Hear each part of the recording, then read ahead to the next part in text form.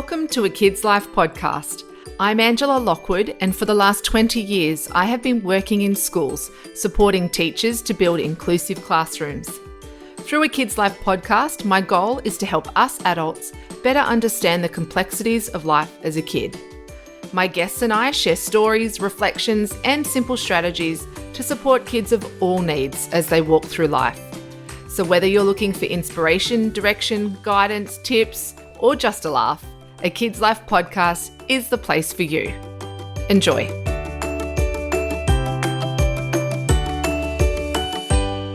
Welcome to A Kid's Life podcast. I'm Angela Lockwood, and today I'm actually interviewing somebody who I have met before, and I've had the very lovely privilege of working in one of her classrooms. I'm joined by Miranda Taylor. She's a trained early childhood and primary school teacher, and now she is the author of the most delightful children's book, Isn't It Crazy? And I have seen this book, and I was very fortunate to see it just before it even became an official book. It was in the early stages, and I absolutely fell in love with it. So I'm delighted to have Miranda on A Kid's Life podcast to tell you a little bit about her experience as a primary school teacher.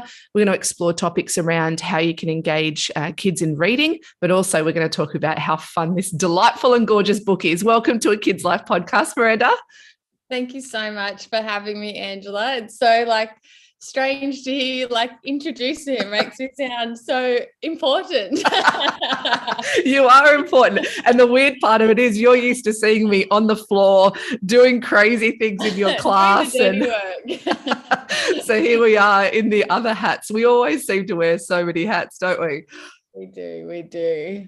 Now, of course, there is this backstory of you to this beautiful book, Isn't It Crazy? And we're going to refer to it so many times throughout our conversation. And if anyone's wanting to have a look at Isn't It Crazy and purchase your own copy, whether it's for you or even for your class or for your book club, anything like that, we're going to have all the links at the bottom in the show notes of this episode. And of course, I'll share all the links where you can purchase it and find out more about Miranda. But first, Miranda, let's go right back to the beginning. Tell us about why did you become a teacher? There's always a story around why people choose their career. Why teaching? And I do have to admit, I'm going to be a little bit, I couldn't picture you doing anything else other than teaching. You are the most beautiful, delightful. I've seen you in a kindergarten classroom or prep classroom. What led you to become a teacher? Because it just seems so right for you. Yeah, well, I would like to say that it's in my blood. My grandmother was a teacher, and although I never knew her as a teacher, I just feel like her character is very teacher-like, and you're describing it as beautiful. I'm describing it as a little bit crazy. But my mum also was studying teaching as well. Then she ended up getting married and having kids and didn't get to, pursue that career. But from a very young age, I was that child, and I used to tell my mum. I remember a distinct conversation where she asked me what I wanted to be when I grew up, and I think I was probably maybe 6, and I said, a teacher. I'm going to be a teacher, and a bit of a know-it-all, I guess. And my mum said, you might change your mind. You might want to be something else. And I was like, no, I will not change my mind. I want to be a teacher. And funnily enough, I grew up, and right before I graduated, I ended up getting good enough marks, I guess you could say, to pursue something else. And I did think about doing law or social work, but in the end, I was like, no, I really I want to be a teacher. I feel like I can make a difference on that ground level. And I knew it was safe. And I also knew the holidays were really good. Do you know, Miranda, I used to, before I became an OT, I could always remember paying out friends who were going to be teachers, and I used to be like, oh yeah, it's only because of all the holidays, and they always seem to justify, teachers always justify their holidays. And then I started working in schools, and I think teachers totally deserve I'm like, okay, the holidays sounded good in theory, but as I'm cutting up laminated things on my holidays, I'm starting to think, yeah, I do deserve this holiday. But I also have to mention, I can name every single primary school teacher that I had from kindergarten to grade 6. I had the most beautiful teachers. They were my idols because that's what I wanted to be. And they were so fun and vibrant, and they were a smiling face on a bad day. And I just love and still love every single one of them so much. It's. I just recently wrote an article exactly on this. Was that for teachers to be aware of what they say to kids, because the positive stuff has just as much of an impact as the negative comments, and vice versa. You know, when a teacher says something negative, you can really hold on to that. And I can remember my grade 3 teacher so clearly because she threw an eraser at my head. That's when I was talking, and like people are like, what? But remember, this was a long time ago, right? You know, I'm in my mid-40s, and this is a long time ago when this stuff seemed to happen a lot more. You know, thankfully it's all hopefully stopped now. But yeah, I can remember I was talking, which is ironic because I've made a living out of talking. But exactly. I remember, and she just used to sit up the front, Mrs. Wills, and my friends and I still laugh about her. She'd have a glass of ice in her, always on her desk, and she'd sit up the front and crunch it. She would just crunch it and crunch it. And this was when all the, you know, the desks, not like the beautiful classrooms you're in now that are more sort of free flow, but now, you know, it was when all the desks were in lines and we all had our desks, and you'd talk and she'd pick up something and just throw it at you. I remember once Mrs. Wills just got me straight in the head with a rubber. Oh, dear. And could you believe it? No parents were called in. There was no disciplinary action. It was just what she did. No, that was just completely normal and acceptable. Oh, I've got so many stories. I bet you do too. What have been, you know, you're pretty newly, how many, like you've been out of school, of uni for how many years? Not primary school. So this must be I graduated in 2016, so 6 years. Yeah, right. So you're coming out of uni. You know, you've gone from school to school, and now you're back into school. How have you found now flipping the tables, and you're the one in front of the classroom speaking to the class? I'm sure there's been lots of different challenges. What can you think of any that you sort of gone, yeah, this was really tough, so that if any new teachers are listening to the episode and they're going, gosh, I'm in that first 1, 2, 3 years, and it's all a bit tough. You know, what were some of the challenges you faced? Yeah, I mean, as you said, I've been out for 6 years, and in 6 years I've worked in 3 different states, so Victoria, Queensland and New South Wales. So it's every single state has been a different experience, and then just within schools individually, how they go about, you know, what they do and how they teach has been very different.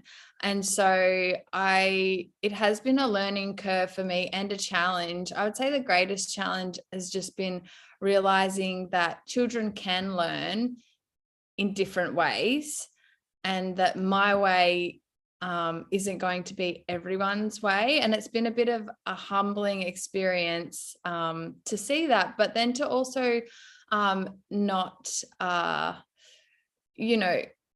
sacrifice, I guess, what I truly believe helps children in their life, and kind of see as my non-negotiables, and kind of, I guess, still hold true to what I believe, but still working with adults. And so I think that actually the most challenging thing for me has been working with the adults.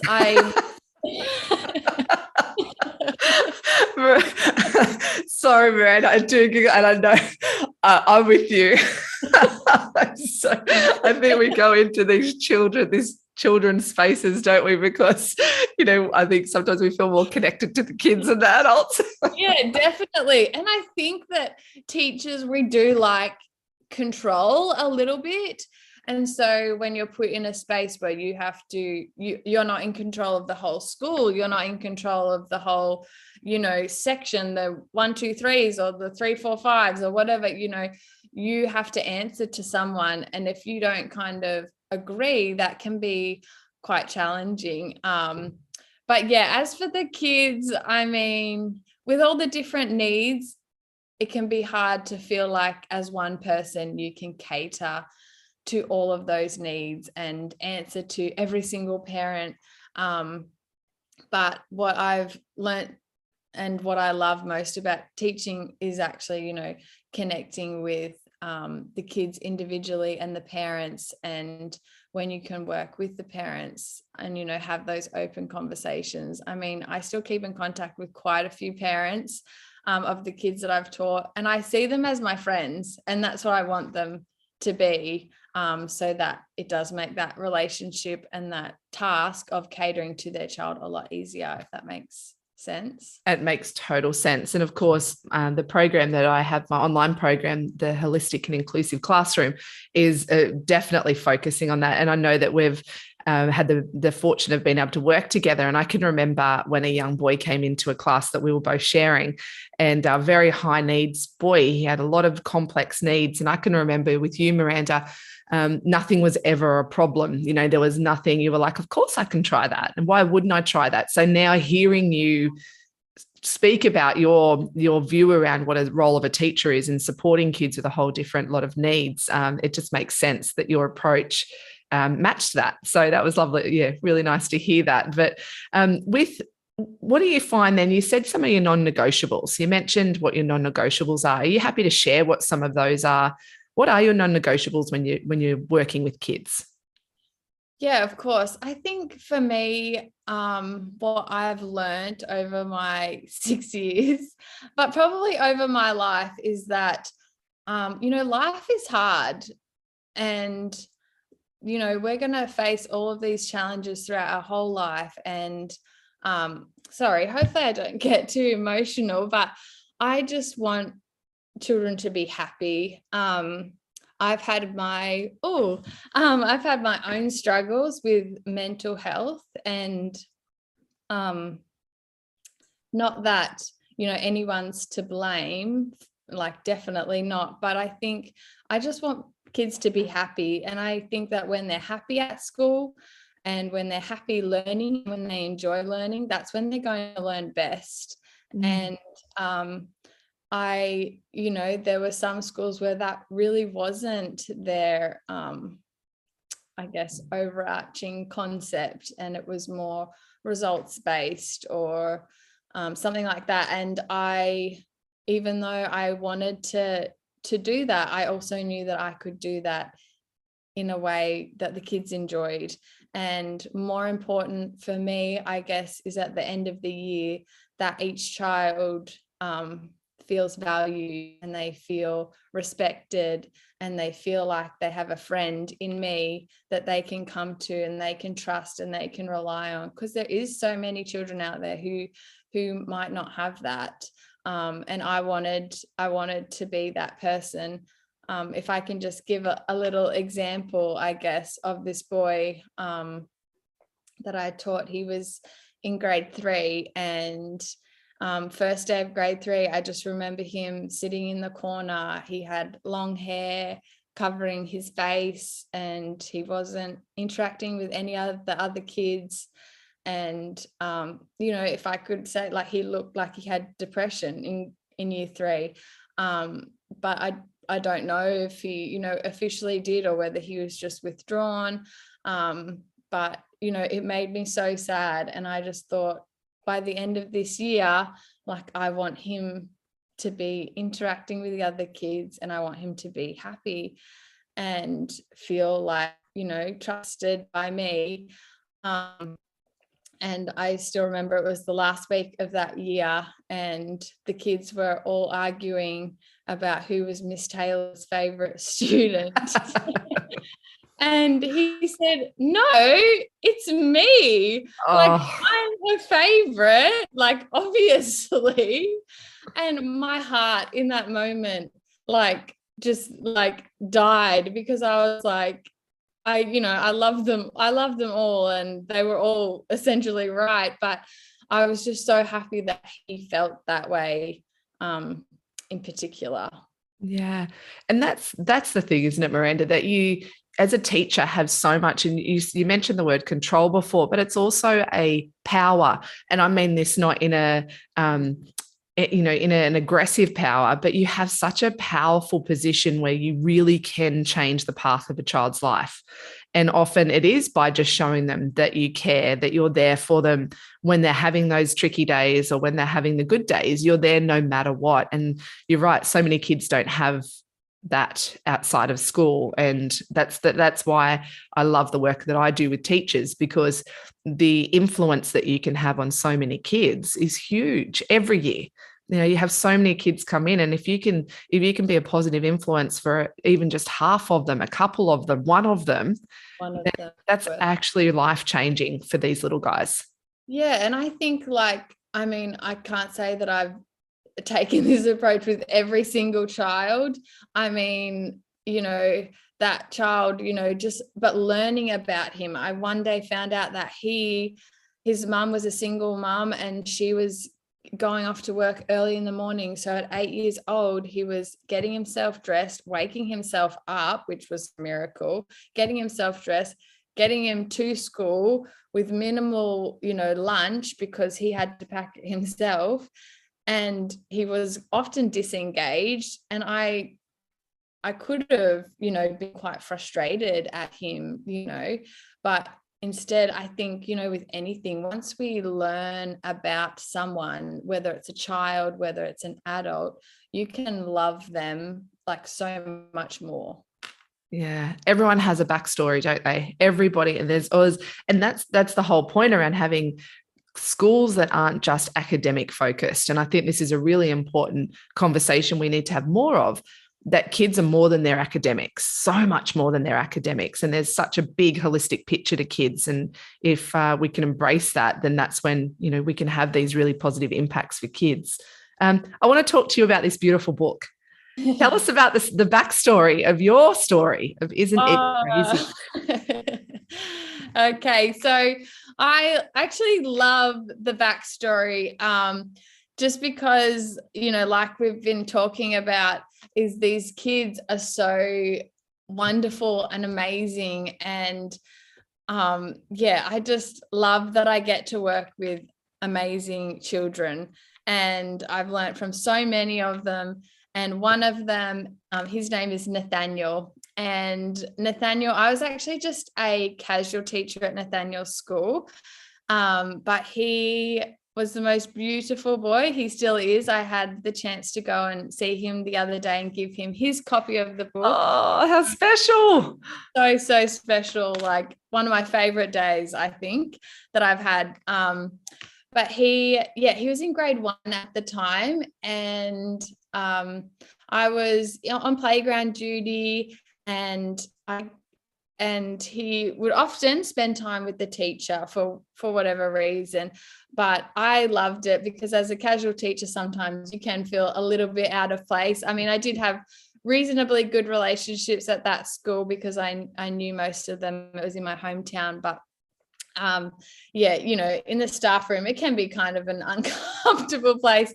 So I was more than happy to do all the playground duties, and it meant I got to, talk to the kids that I'd been teaching and spend more time with them, which I loved. And Nathaniel was one of those that I just loved. He was just so quirky and funny. And he came running over to me and said, Miss Taylor. And I was like, what is it, Nathaniel? And he said, isn't it crazy that if we were seahorses, I'd be the one having the babies? And I was like, oh yeah, like that is kind of crazy, isn't it? And then he said, and if we were peacocks, I'd be the pretty one. And I was just laughing. And I have this scrapbook where any funny comments that kids make, I write it down, just so I can remember them. And I hoped that one day I'd be able to write a book maybe for adults with all these funny little quotes in it. But it was last year, probably about 9 months ago, I sat down and I was like, oh, maybe I could turn one of these quotes into a picture book and kind of get more, I guess, value out of these quotes. So I was looking through and I came to Nathaniel's quote, And I was like, wow, like he was doing what we try to teach children to do, which is like make connections. So he's obviously learnt that somewhere, whether it's in a book or online. And now he's connecting that to me and to him as a person, which I was like, that is a great skill to have. So then I thought started thinking about my family and animals and how they would connect to each other. And I have a beautiful little nephew who's now become the star of the book, I guess. But yeah, he sort of goes around and connects weird and random animal facts to people in his family. Oh, I love that. I want to ask you before we go is how was Nathaniel when he realized that, hang on a minute, this is all from my brain, this is my curiosity in a book? What was his response? Yeah, it was like, actually, it was so special. So he was actually out at cross country when I got to the school. I'd kind of surprised, kind of turned up. Yeah, anyways. But so I actually got the chance to read it to the grade 1-2 class that his little brother was in. And I'd never met his little brother before. He obviously wasn't at school when Nathaniel was. And I was reading the book, and this little boy, Nathaniel's brother, was just like, that's true. That's a true fact. And he was just loving every single minute of the book. And I was like, oh my goodness, bless his heart. Like, it must be a family thing. And then I went over to Nathaniel's class when they got back from cross country.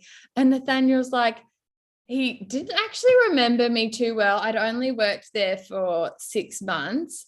And he was in grade 1. But when I started reading him the book, he's like, yeah, that actually is something I would say. Like, that is, yeah, I do know that that's true. And he was doing the same thing that his brother was doing.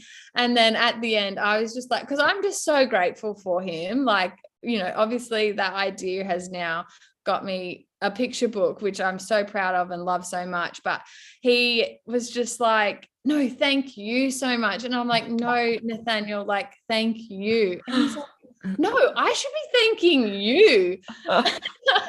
Say thank me when I've written a series. Do you know what I love, Miranda, listening to that story is that we were talking earlier about the impact that a teacher's comment can have on a child. But what it sounds like through this beautiful story is that it's actually a comment by a child that's had an impact on you, and how beautiful that full circle is.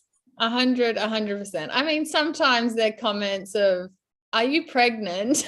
When you are not too welcomed. But in this case, I owe so much to that little boy, and so many of the kids that I've taught have taught me so much. And yeah, I hope I have to admit a book about them all. And Miranda, when I was reading it, I have to admit, I learned a lot of facts that I didn't realize either. But I think it's so beautiful reading it. I was like, that is so cool. And it's like that curiosity, the natural curiosity of kids, to be, just to look at the world in a different way to what adults do. And I think it's so beautiful how you've captured that. I also just want to touch on the beautiful illustrations in the book. Oh my goodness. They're just stunning. How did that come about? And I know that there's the illustration. I always think that also adds such a beautiful richness to a story. Yeah. How did the illustrations come about? Yeah. Well, her name is Emma Louise Clark, and she is just wonderful. She did such a good job. I had a very specific image and style in mind. And I went, like, lots of people had recommended places I could go to find an illustrator, and I looked on these websites, and I just couldn't find something that I was happy with. And then so I thought, well, the world of social media and Instagram, thank you. I just typed in children's illustrations probably, and her profile came up. And immediately I was like, wow, like that's what I was imagining. So I emailed her. Sometimes you send out these emails and think, look, the chance of them responding might be limited, but she did, and seemed a bit hesitant at at the beginning, and then later to learn the only reason she was hesitant is because people flaking out on her all the time. But you know, I think once I start something, I just completely jump in and I'm going to see it till the end. And so we had Zoom meetings, and yeah, it was beautiful, and she's a beautiful person, and I'm so happy with how it's turned out. And you absolutely should be. And I'm not just complimenting a podcast guest here. It is such a beautifully written book, and I can see that adults and children alike are going to really, really love it, because it's a book that celebrates the joy of children and the curiosity of children, but it is an informative book as well when you look at it. Yeah, and also I think just on the illustrations, she did a great job in that I gave her like descriptions of what I wanted on the page. And so then for her to then be able to kind of illustrate what is in someone else's mind, I'm sure is a difficult task. And I was just so stoked, with how she's done, because I couldn't do it myself.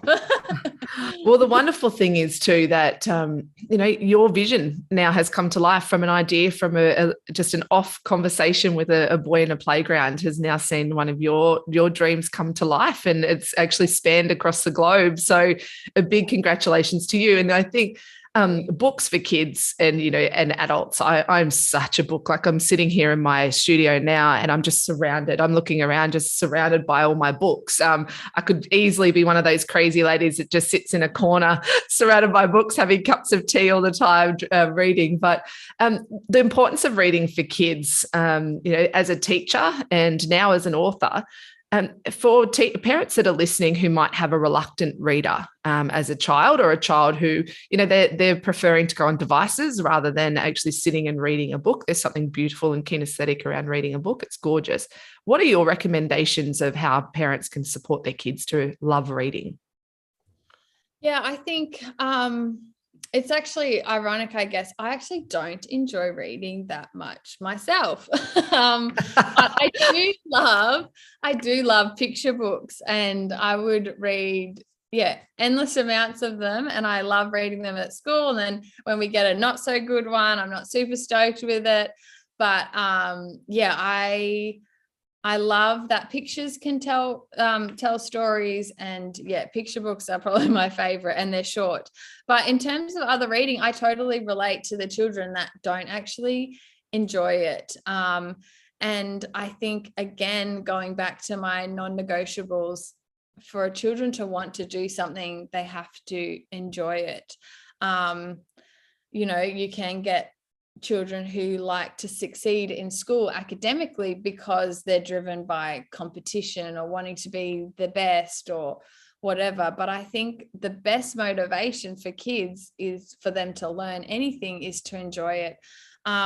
So I think that for me, strategies that I would use as a parent, if I had kids, would be you have lots of them, Miranda. I have lots of kids so many kids around. I'm surrounded by kids, but just whatever they enjoy. Like, if it has words, that they can read it, they can read that. So if they don't want to read the readers that they've been sent home by their teachers, we're sending those home because some kids don't have books at home. But if they would prefer to read a comic strip or something from a newspaper or something online, if they're fascinated with airplanes, you could Google airplanes and read an article, or whatever it is that they're interested while you're out on the road, getting them to read road signs. Even I actually thought of this idea today. I thought, if they really love YouTube, could you just put it on like mute and then put the captions up and then put it on slow motion, and then they have to read what's happening in the video. But I think just anything that they can enjoy, to me, is what's going to get them to read and to love reading. And I also do think that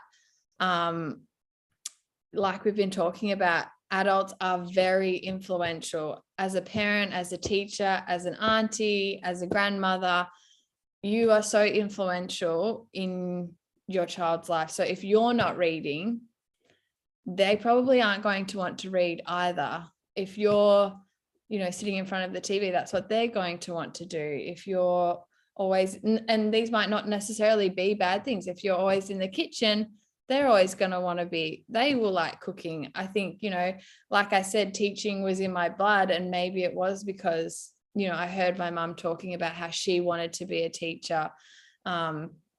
Maybe it was because I was in a small town and, there was limited professions and there was just a lot of teachers around. Kids are so influenced by us. And so from a young age, I would encourage you, to read to your children and show them that you love reading, that it's not a burden, it's not a chore, but you love it. And then I truly do believe that then they'll want to copy and be a little mini you reading as well. Oh my goodness.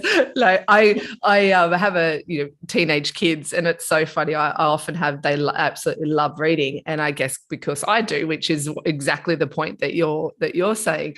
And my son always loves still buying sort of funny books, like books that I would say a 7-year-old should be reading, a 6-year-old, and he does really well at school. And I actually said to him, "Why do you still read this stuff? Like, it's toilet humor, some of it."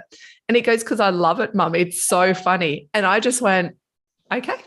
That's fine. You get enough of the serious reading and things at school, and there's all the serious stuff, and go for it, mate. If you want to read this stuff, that's what is it? Like the Captain Underpants and all those sort of things, and you read it. It's hilarious, but you're right. They've just got to love it. But Miranda, before we finish up, I have absolutely loved our conversation. I feel like I could talk to you forever, and we haven't even touched on so many of the topics that we could. What do you hope for our kids? What's your hope as a primary school teacher, children's book author? What do you hope for our kids for the future?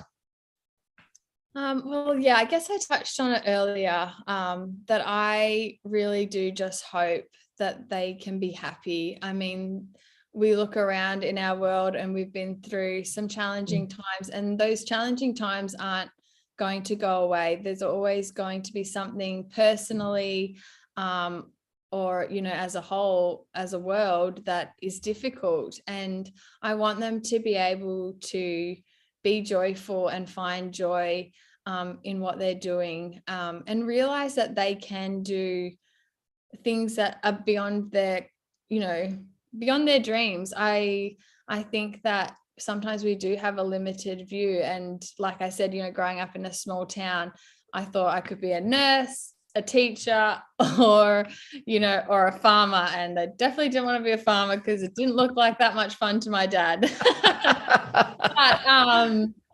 but I never really thought that I could write a book, and you can, and if I want to go and be a lawyer, like, I can do that, and I don't want kids to doubt themselves and their abilities.